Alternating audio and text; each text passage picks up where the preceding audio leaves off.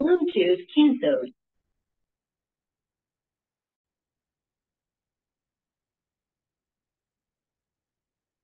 Pak Heri suaranya masih mute ya Pak?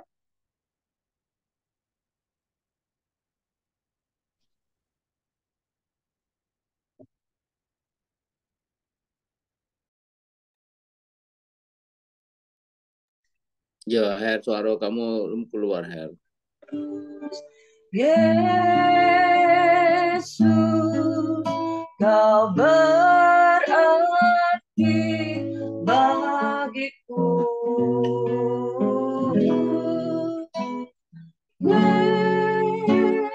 Yesus, Yesus, kau segalanya bagiku. Yesus,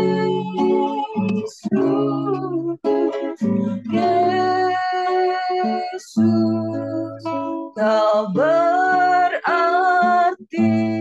bagiku.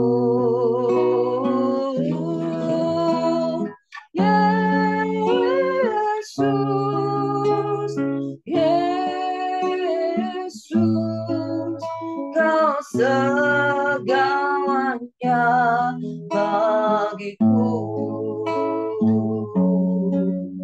Kau segalanya bagiku. Kau segalanya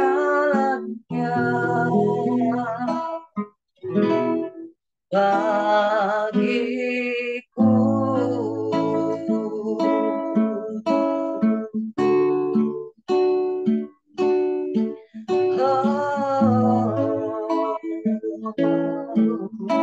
Yesusku, Engkau segalanya bagi kami. Tiada yang lain, hanya Engkau Tuhan, satu-satunya Allah di hidupku. Tiada yang lain, hanya Kau Tuhan yang layak dipuji.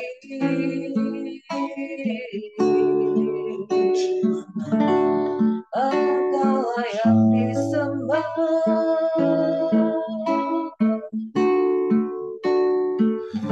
untuk selamanya.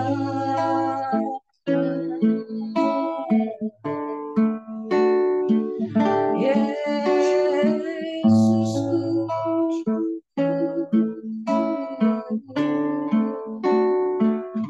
selamanya Kau puji, selamanya Kau sembah. Tiada yang lain, hanya Yesus. Engkau satu-satunya dalam hidupku.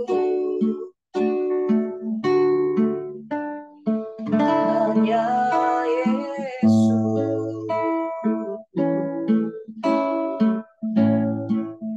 Syukur bagimu Tuhan.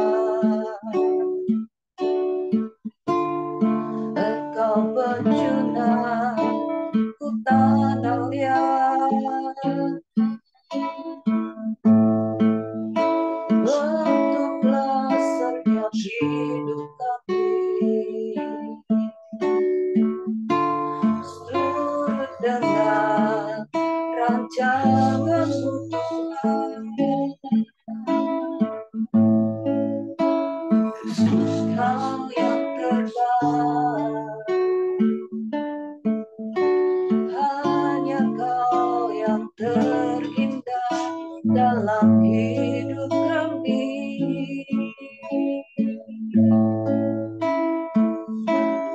Kami bersyukur Tuhan. Kami bersyukur.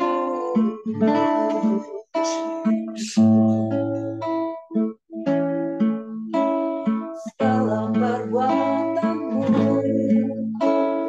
ajaib, penyertaan-Mu sungguh sempurna. Agung mulia, besar perkasa, tiada bandingannya. Engkau satu-satunya dalam hidupku. Engkau satu-satunya yang diandalkan.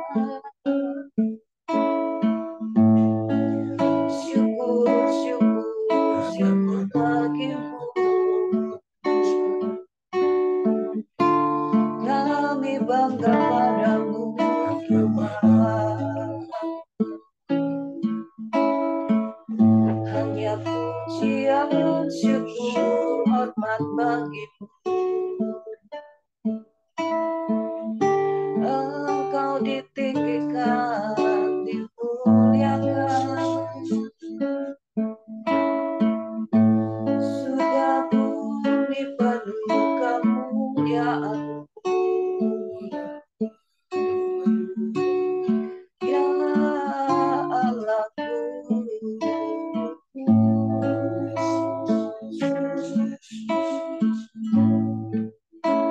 terpujilah Engkau Tuhanku, untuk selama-lamanya.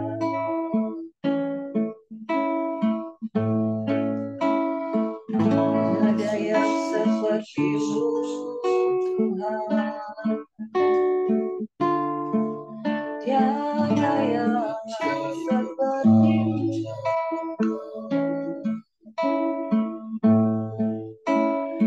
Hanya Yesus.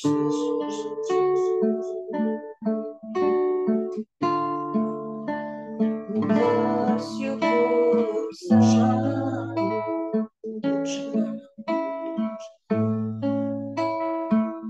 Terima kasih Tuhan buat kesehatan yang Kau beri bagi kami.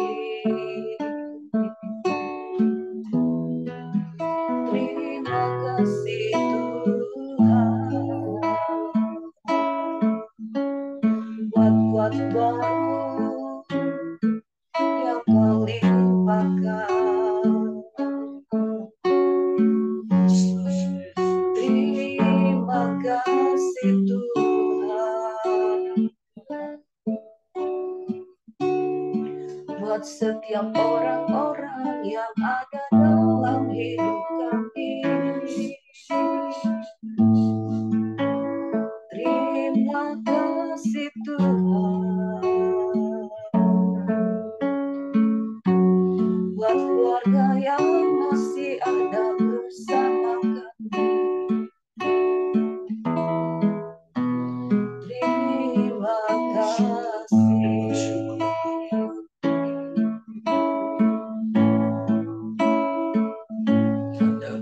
Selamanya Tuhan.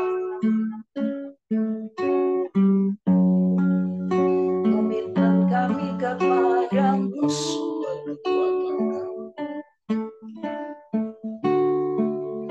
Kami mau tetap setia mengikutimu. Kami mau tetap melayanimu. Kami mau tetap di dalam-Mu.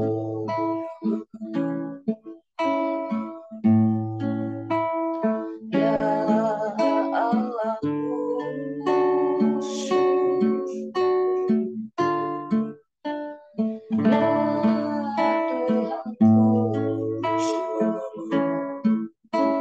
Tuhanku, terima kasih.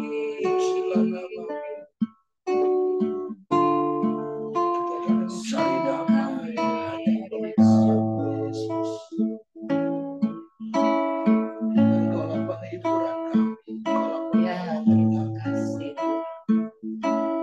satu-satunya Allah kami. Kau satu-satunya sumber dalam hidup kami.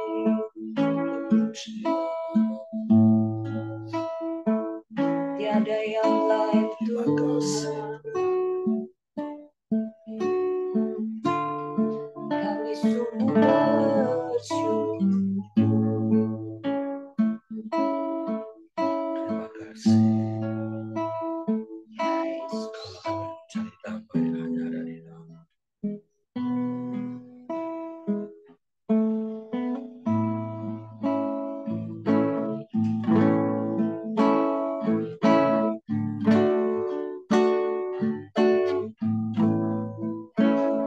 Kalau ku cari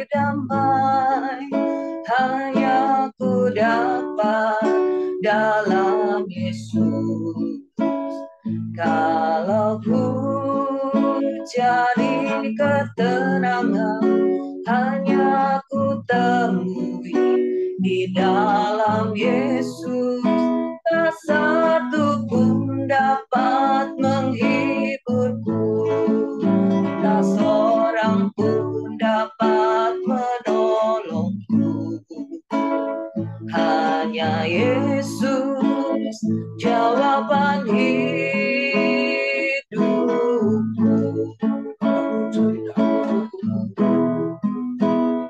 Kalau ku cari damai, hanya ku dapat dalam Yesus.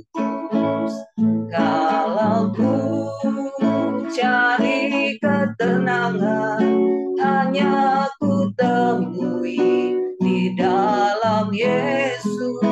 Tak satu pun dapat menghiburku, tak seorang pun dapat menolongku.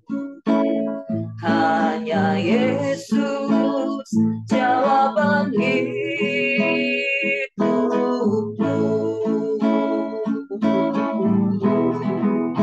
Bersama Dia hatiku damai, walau dalam lembah kegelapan. Bersama Dia hatiku tenang, walau hidup penuh tantangan.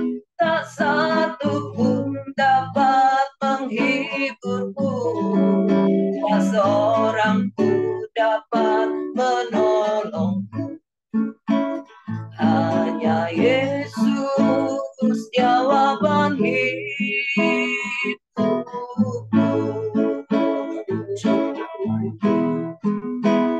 Kalau ku cari damai, hanya ku dapat dalam Yesus. Kalau ku cari ketenangan, hanya ku temui di dalam Yesus. Tak satu pun dapat menghiburku, tak seorang pun dapat menolongku. Hanya Yesus jawaban hidupku.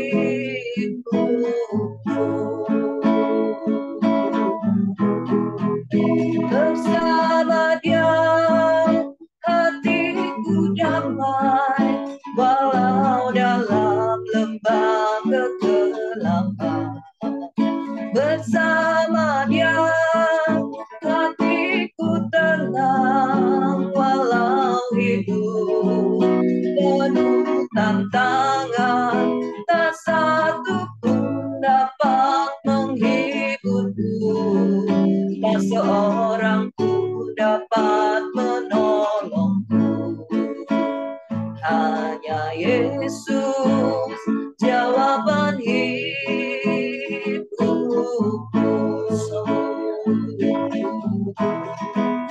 Bersama Dia hatiku damai, walau dalam lembah kegelapan. Bersama Dia hatiku tenang, walau hidup penuh tantangan. Tak satu pun dapat menghiburku, tak seorang pun dapat menolongku. Hanya Yesus jawaban hidupku. Bersama Dia hatiku damai, walau dalam lembah kegelapan. Bersama Dia hatiku tenang, walau hidup penuh tantangan. Tak satu pun dapat menghiburku, tak seorang pun dapat menolongku. Hanya Yesus jawaban hidupku.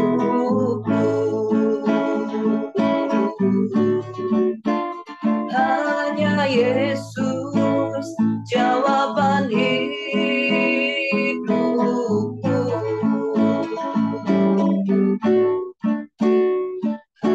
Hanya Yesus jawaban hidupku.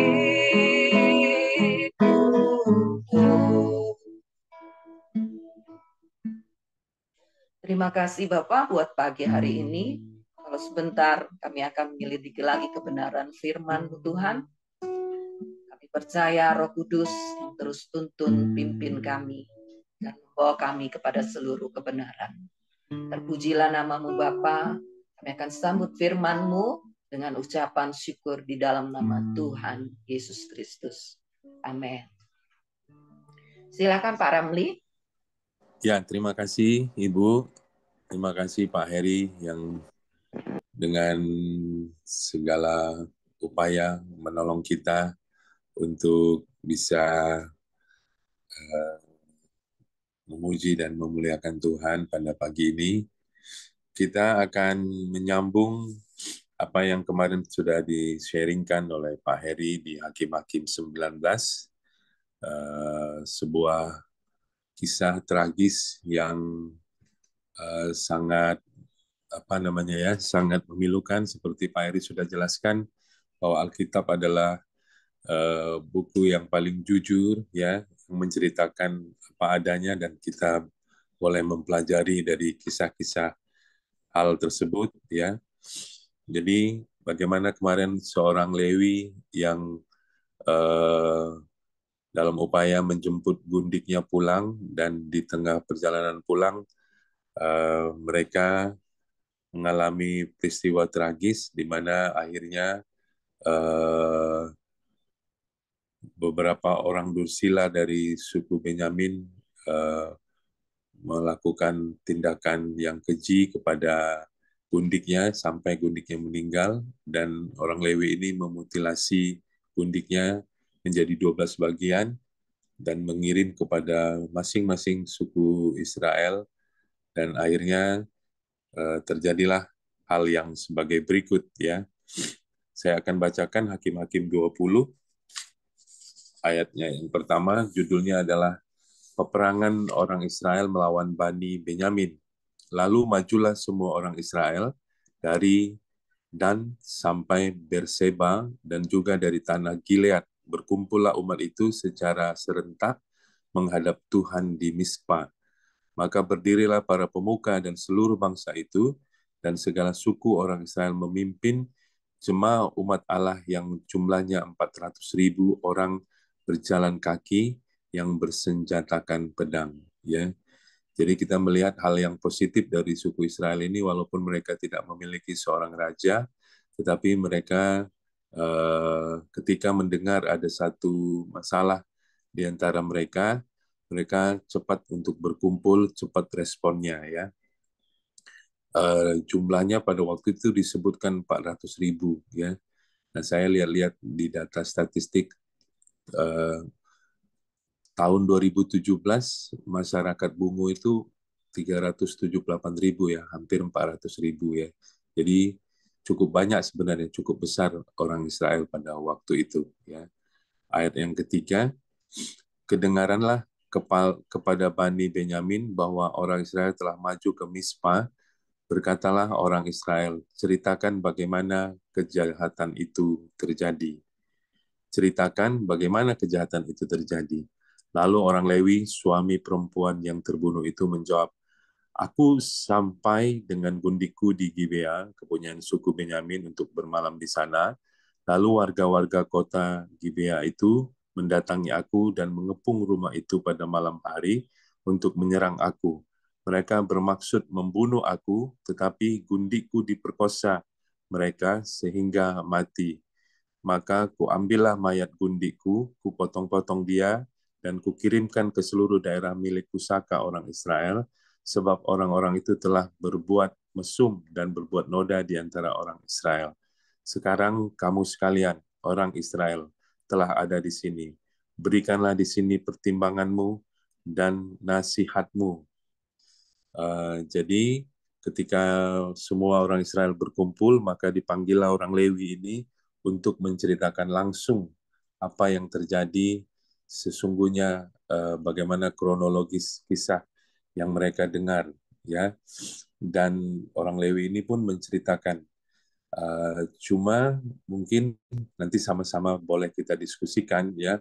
Kalau kita lihat bagaimana orang Lewi ini menceritakannya, ya, sepertinya tidak semua diceritakan dengan 100% dengan lengkap, ya. Misalnya, ya, sebenarnya yang mau diperkosa duluan adalah justru orang Lewi tersebut, ya. Lalu sebenarnya yang menyerahkan undiknya itu orang Lewi itu juga. Itu kalau kita lihat kemarin kisah yang dibacakan oleh oleh Pak Heri, ya. Jadi ketika kita menceritakan sebuah kisah, ya, tidak secara lengkap, ya, tentu ini bisa berdampak negatif, ya, bisa menimbulkan kesimpulan yang salah, bisa menimbulkan efek yang keliru, ya. Jadi ini menjadi pelajaran bagi kita, ya, bahwa kalau kita menceritakan sesuatu, ya, maka kita harus menceritakan secara lengkap, tidak kita kurang-kurangi ataupun sebaliknya tidak kita tambah-tambahin. Kita harus menceritakan apa adanya supaya cerita kita tersebut menjadi sebuah kisah yang lengkap dan orang yang mendengarnya bisa mengambil kesimpulan secara objektif, ya. Itu mungkin pelajaran yang bisa kita ambil dari kisah ini, ya. Ayat yang ke-8, kemudian bangunlah seluruh bangsa itu dengan serentak sambil berkata, seorang pun daripada kita tak akan pergi ke kemahnya, seorang pun daripada kita tak akan pulang ke rumahnya. Inilah yang akan kita lakukan kepada Gibea, memeranginya dengan membuang undi.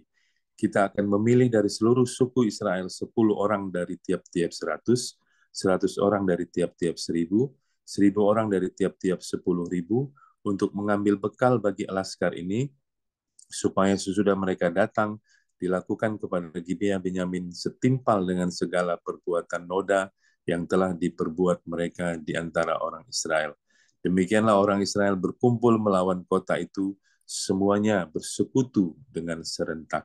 Ya, kita melihat bagaimana ketika setelah mendengar cerita dari orang Lewi tersebut, begitu tersulut emosi mereka, ya, begitu tersulut amarah mereka untuk segera dengan cepat tanpa menunda-nunda untuk memerangi suku Benyamin yang notabene adalah sebenarnya saudara mereka sendiri, ya. Mungkin kita bisa melihat di sini, kita belajar, ya, untuk tidak segera berespon terlalu reaktif, ya, ketika mendengar sebuah sharing, ya, sebuah cerita, ya, sebuah kisah, ya, atau sebuah curhat, ya, dari seseorang, ya. Kita perlu juga lebih bijaksana. Sebenarnya, ya kan, yang harus dilakukan oleh orang-orang Israel ini adalah memanggil suku Benyamin, ya, untuk mendapatkan cerita versi mereka, ya, dari mereka seperti apa sebenarnya kisahnya, dan barulah diambil kebijakan dari cerita kedua belah pihak. Tapi tanpa memanggil suku Benyamin, mereka sudah mengambil keputusan untuk berperang melawan suku Benyamin yang notabene adalah saudara mereka sendiri, ya. Jadi kita belajar untuk tidak menjadi hakim, ya, atau tidak menghakimi secara sepihak, karena memang satu-satunya hakim yang adil itu adalah Tuhan, ya. Kalau kita menjadi hakim, kita pasti kemungkinan besar tidak adil, ya, karena satu-satunya Tuhan, hakim yang adil itu hanya Tuhan, ya.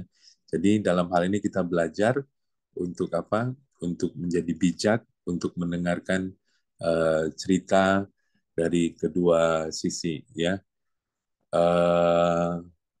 Saya sering kalau misalnya cerita di mobil ya, istri cerita kepada saya tentang sesuatu atau seseorang ya, maka pertanyaan yang paling sering saya ajukan kepada istri adalah, Mama tahu dari mana gitu ya. Nah, seperti itu ya. Jadi diuji dulu ceritanya, validitasnya diuji supaya kita bisa mengambil keputusan atau kesimpulan yang benar dari setiap cerita yang kita dengar di telinga kita ya. Saya lanjutkan ayatnya yang ke-12. Kemudian suku-suku Israel mengirim orang kepada seluruh suku Benyamin dengan pesan, apa macam kejahatan yang terjadi di antara kamu itu?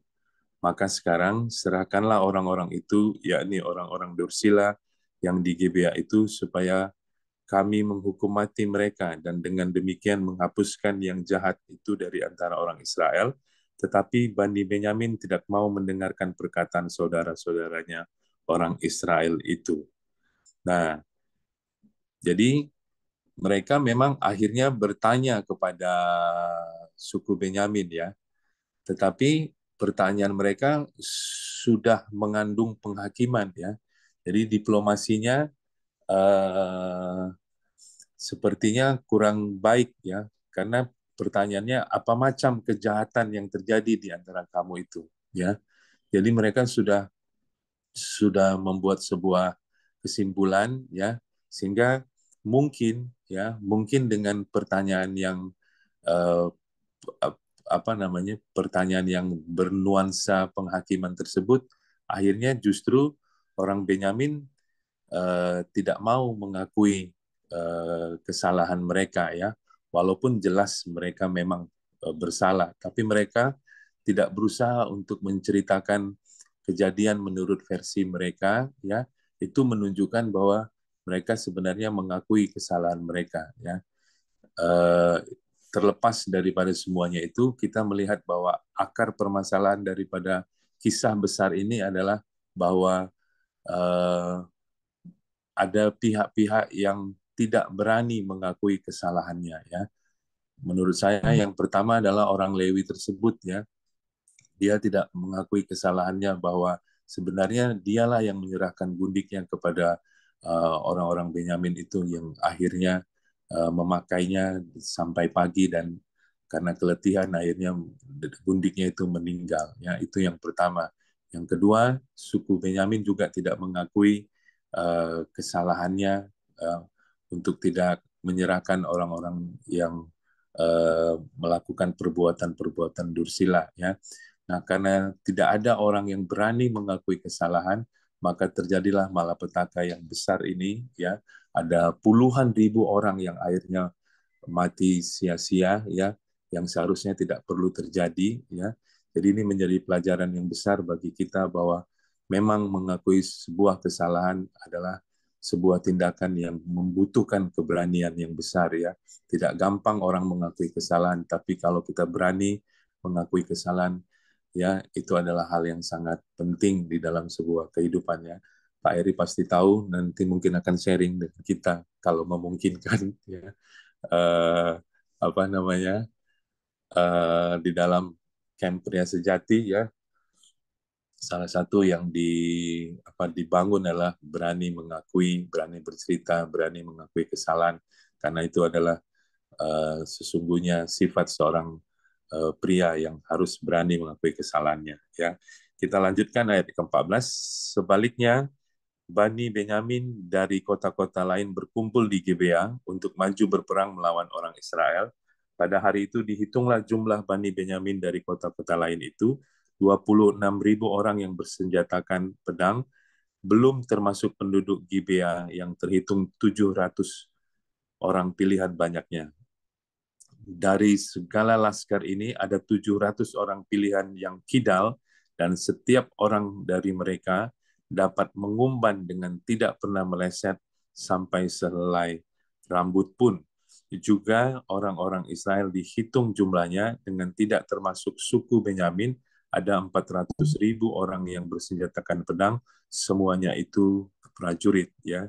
Jadi kalau kita lihat jumlah suku Benyamin pada waktu itu, ya, yang maju berperang 26.000 ditambah 700 orang prajurit, ya. Tapi di antaranya yang menarik adalah di ayat yang ke-16 ada 700 orang yang mempunyai keahlian yang luar biasa, yang dapat mengumpan, yang tidak pernah meleset sehelai rambut pun, katanya, ya. Kita ingat kisah bagaimana Daud, ya, yang mengumban Goliat yang kena di dahinya, ya. Jadi seperti itulah kira-kira keahlian Daud, ya, yang mungkin diwariskan dari sini, ya. Orang-orang ini punya keahlian khusus. Kalau sekarang mungkin kita sebut sebagai apa ya? Sebagai sniper, ya, menembak jitu, ya. Karena dikatakan tidak pernah meleset sampai selai rambut pun, ya. Ini punya keahlian khusus yang tentu sudah dilatih bertahun-tahun, ya. Ayat yang ke-18, lalu orang Israel berangkat dan maju ke Betel, di sana mereka bertanya kepada Allah, siapakah dari kami yang lebih dahulu maju berperang melawan Bani Benyamin? Jawab Tuhan, suku Yehuda lah lebih dahulu. Lalu orang-orang Israel bangun pagi-pagi dan berkemah mengepung Gibea. Kemudian majulah orang-orang Israel berperang melawan suku Benyamin. Orang-orang Israel mengatur barisan perangnya melawan mereka dekat Gibea.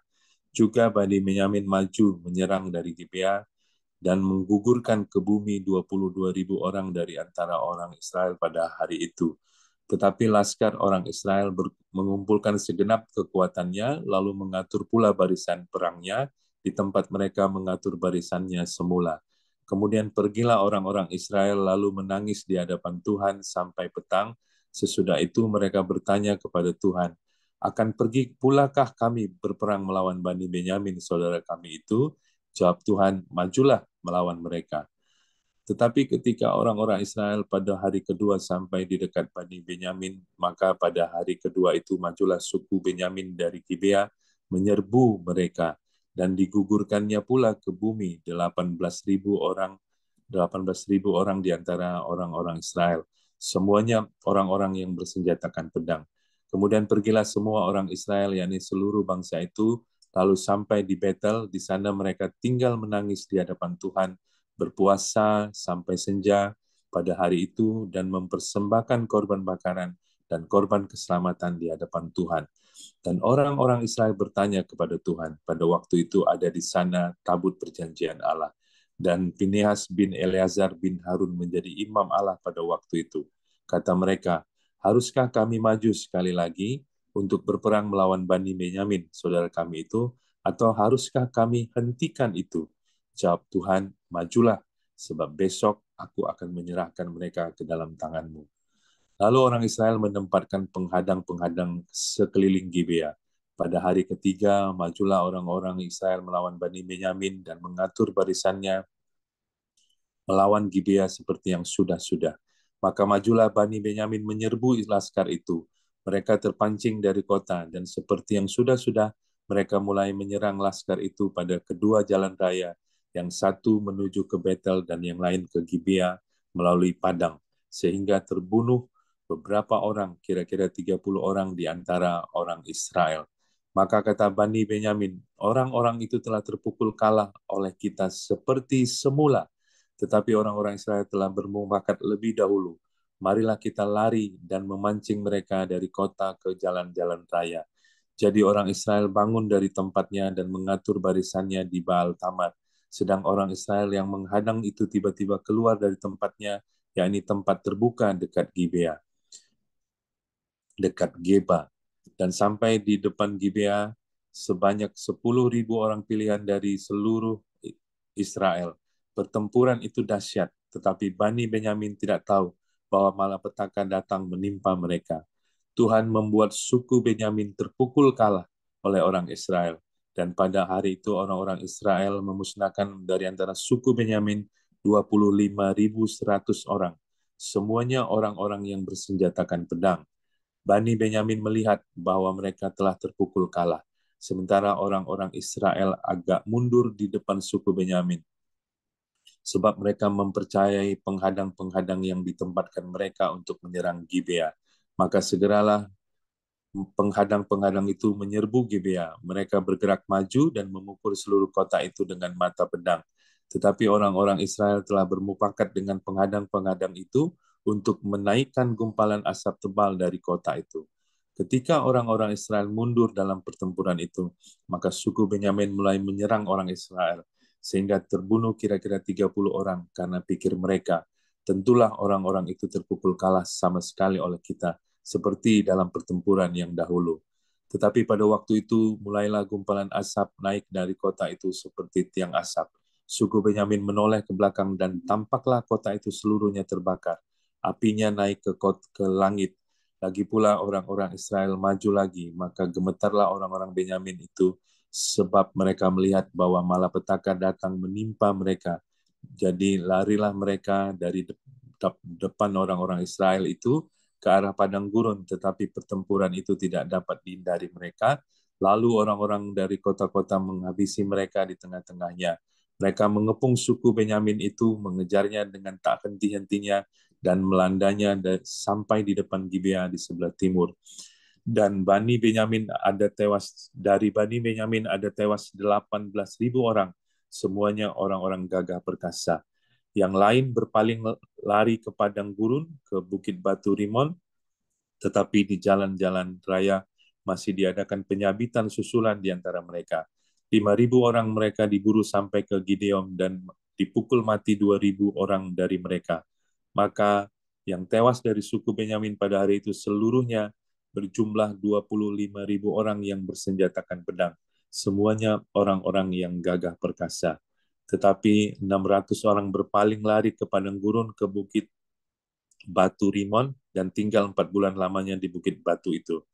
Tetapi orang-orang Israel kembali kepada Bani Benyamin dan memukul mereka dengan mata pedang, baik manusia maupun hewan, dan segala sesuatu yang terdapat di sana, juga segala kota yang terdapat mereka musnahkan dengan api. Ya. Jadi kita lihat akhirnya bagaimana kisah peperangan orang Israel dengan suku Benyamin, ya, yang cukup seru juga. Kita melihat, mungkin kita bisa belajar beberapa hal ya dari kisah ini ya. Kadang-kadang kita mungkin bingung ya, sampai 2 kali mereka mengalami kekalahan padahal mereka sudah bertanya kepada Tuhan ya, tapi akhirnya mereka yang hari pertama mereka kalah, 22.000 orang mati terbunuh ya. Hari kedua mereka tanya lagi dan Tuhan menyuruh mereka berperang dan mereka juga kalah lagi ya. Itu tentu membuat mereka sedikit kecut mungkin ya. Dan di pihak lawan, di pihak suku Benyamin, mereka menjadi overconfidence ya, menjadi percaya dirinya menjadi naik atau menjadi berlebihan ya. Walaupun akhirnya ya ketiga kalinya mereka bertanya kepada Tuhan ya, dan Tuhan menyuruh mereka dan memberi jaminan bahwa besok Tuhan akan menyerahkan suku Benyamin kepada mereka ya. Dan kita bisa belajar, akhirnya kita lihat endingnya orang Israel menang mengalahkan suku Benyamin ya, bahwa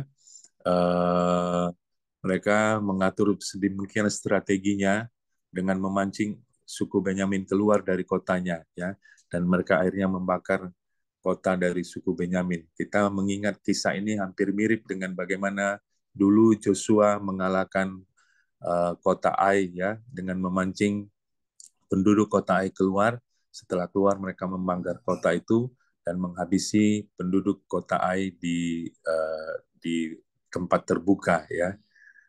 Tentu kita bisa belajar ya dari sini ya, bahwa bagaimana bangsa Israel berperang dengan mengandalkan Tuhan ya, dengan selalu bertanya kepada Tuhan ya, dan bagaimana suku Benyamin yang akhirnya kalah karena apa? Karena mungkin mengandalkan keahlian dari 700 orang yang ahli sniper tersebut ya, atau mengandalkan pengalaman-pengalaman sebelumnya mereka menang, mereka menjadi begitu percaya diri ya. Dan tentu kita belajar dari sini, sangat berhati-hati ya untuk tidak mengandalkan kekuatan kita sendiri di dalam segala hal ya, dalam pelayanan, ya, di dalam bisnis, ya, di dalam keluarga, di dalam apapun, ya, bahwa mengandalkan kekuatan sendiri, mengandalkan masa lalu, mengandal apapun juga, ya, itu sangat tidak dianjurkan, ya, karena firman Tuhan katakan kita harus mengandalkan Tuhan di dalam kehidupan kita, ya. Ada banyak mungkin yang bisa kita pelajari, ya. Nah, salah satunya tentu, ya, ketika Tuhan memberi jaminan bahwa besok bangsa Israel akan mengalahkan suku Benyamin, ya, itu tidak membuat bangsa Israel menjadi malas-malasan, ya, atau menjadi tidak mengatur strategi, ya, tidak bekerja, tidak rajin dan lain sebagainya, ya.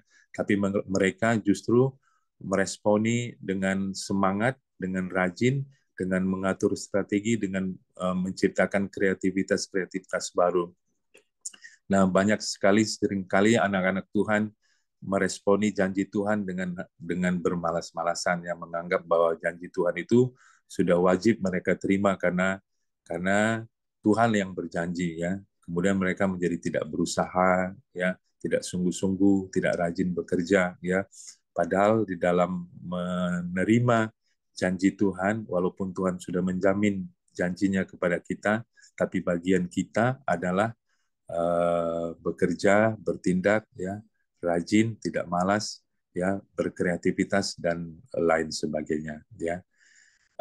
Mungkin di akhir saya cuma mengulang saja bahwa kejadian ini, ya, bisa terjadi, ya, ribuan orang mati terbunuh, ya, hanya karena masing-masing, ya, mempertahankan ego, ya.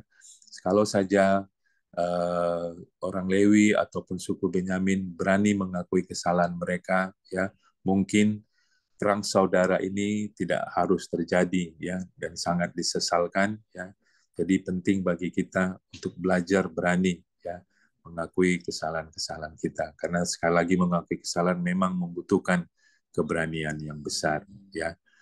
Mungkin itu yang bisa saya sharingkan, Pak Heri. Iya. Oke, terima kasih Pak Ramli. Apakah suara saya bisa didengar? Bisa, Pak. Oke, ya walaupun agak parau suara saya. Jadi seperti Pak Ramli tadi katakan, kalau di Camp Pria itu ada sesi tanggung jawab berhenti di sini. Jadi kita harus punya kerendahan hati, berani mengakui kesalahan, supaya segera selesai. Jangan menutupi kesalahan dengan kemarahan, karena itu akan menimbulkan malapetaka baru bagi kita.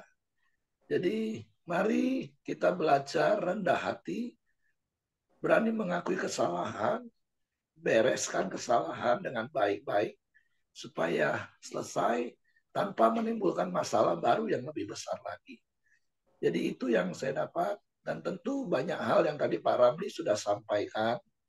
Mari kita belajar berespon benar ketika menghadapi situasi apapun dalam hidup ini. Oke, saya pikir itu saja yang saya tambahkan, karena suara saya sudah mau habis.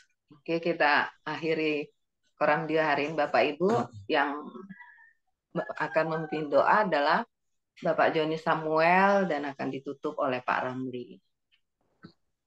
Ya, salam semuanya. Mari kita masuk dalam doa kita pagi hari ini. Bapak, terima kasih di pagi hari ini kami bersyukur Tuhan buat kebenaran firman-Mu. Kalau pagi hari ini kami boleh belajar Tuhan untuk merespon benar Tuhan, untuk tidak mengambil keputusan sendiri Tuhan. Tapi kami boleh belajar rendah hati, mengakui kalau kami memang bersalah, kami mengaku bersalah Tuhan. Terima kasih Tuhan Yesus, ajar kami untuk rendah hati supaya jangan karena kekerasan hati kami mengakibatkan banyak perkara yang tidak baik terjadi dalam hidup kami Tuhan. Terima kasih Tuhan Yesus, pagi hari ini juga Kau berkati Pak Ramli yang sudah menyampaikan kebenaran firman-Mu. Tuhan, semakin hari semakin mengurapi Pak Ramli, memakai hidupnya sebagai hamba-Mu yang melayani Engkau, maupun sebagai dokter yang dalam setiap pelayanannya Tuhan, dia boleh menjadi berkat dimanapun Tuhan tempatkan. Terima kasih Tuhan Yesus, berkati Pak Ramli dan seluruh keluarganya, terus hidup dan terus menjadi berkat Tuhan. Bapak terima kasih pagi hari ini juga Engkau memberkati kami semua yang sudah mendengarkan kebenaran firman. Ya, kami boleh terus mempraktikkan kebenaran firman-Mu Tuhan. Terima kasih Tuhan Yesus. Pagi hari ini juga kami berdoa buat Denny dan Lucy Tuhan. Kau memberkati mereka Tuhan. Dan Engkau juga campur tangan memberikan solusi yang terbaik untuk masalah kredit mereka dengan Bank Bukopin Tuhan. Tuhan campur tangan supaya semua boleh ada solusi yang terbaik untuk penyelesaiannya. Terima kasih Tuhan Yesus, kami serahkan doa kami dalam tangan-Mu. Pagi hari ini juga kami berdoa buat bangsa dan negara kami Indonesia Tuhan. Tuhan berikan keamanan dan kesejahteraan buat bangsa dan negara kami Indonesia Tuhan. Tuhan berkati para pemimpin bangsa kami Tuhan. Taruhkan mereka hikmat di dalam memimpin bangsa kami yang besar. Berkati Tuhan, mulai dari presiden, para menterinya, stafnya Tuhan, juga berkati gubernur, bupati, dan wali kota Tuhan. Seluruh jajarannya, Kau menaruhkan mereka hikmat dalam memimpin bangsa kami yang besar itu. Kami juga bersyukur Tuhan buat hasil bumi dan hasil alam yang melimpah yang Kau sediakan buat bangsa dan negara kami. Biarlah Tuhan semua itu boleh dikelola buat kesejahteraan rakyat Indonesia. Terima kasih Tuhan Yesus. Pagi hari ini kami serahkan setiap doa-doa kami ke dalam tangan. Mari kita masuk dalam doa Bapa kami. Bapa kami yang di surga, kuduskanlah nama-Mu, datanglah kerajaan-Mu, jadilah kehendak-Mu di bumi seperti di surga. Berikanlah kami pada hari ini makanan kami yang cukupnya, dan ampuni kami akan kesalahan kami, seperti kami juga mengampuni orang yang bersalah kepada kami. Dan janganlah membawa kami ke dalam pencobaan, lepaskanlah kami daripada yang jahat. Karena Engkaulah yang punya kerajaan dan kuasa dan kemuliaan sampai selama-lamanya. Amin. Bapa, kami bersyukur, kami berterima kasih buat pagi ini untuk fellowship di antara kami. Kami bersyukur kami telah menaikkan hormat, pujian, dan ucapan syukur kami ke hadirat-Mu.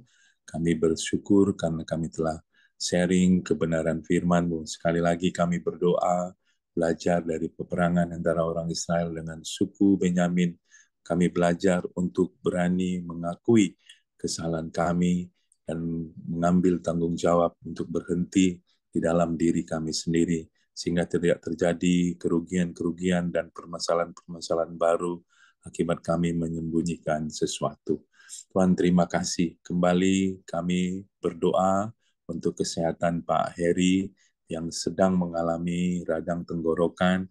Tuhan berkati, jamah, sembuhkan oleh bilur-bilur Tuhan Yesus sehingga Pak Heri dapat beraktivitas kembali seperti sedia kala.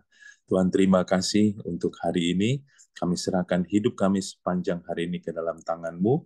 Tuhan yang menyertai, memberkati, memimpin, mengurapi, melimpahkan kepada kami kasih karunia, sehingga kami dapat melakukan semua aktivitas kami dan hidup kami boleh menjadi berkat. Terpuji nama-Mu Tuhan, akhirnya kami boleh terima berkat yang daripada-Mu, yaitu berkat kasih karunia daripada Allah Bapa, damai sejahtera daripada Tuhan Yesus, serta persekutuan bersama Allah Roh Kudus menyertai kami hari ini sampai selama-lamanya. Kami terima berkat-Mu hanya di dalam nama Tuhan Yesus Kristus. Haleluya. Amin. Oke, semangat pagi. Selamat beraktivitas. Tuhan berkati. Semoga cepat sembuh ya Pak Heri.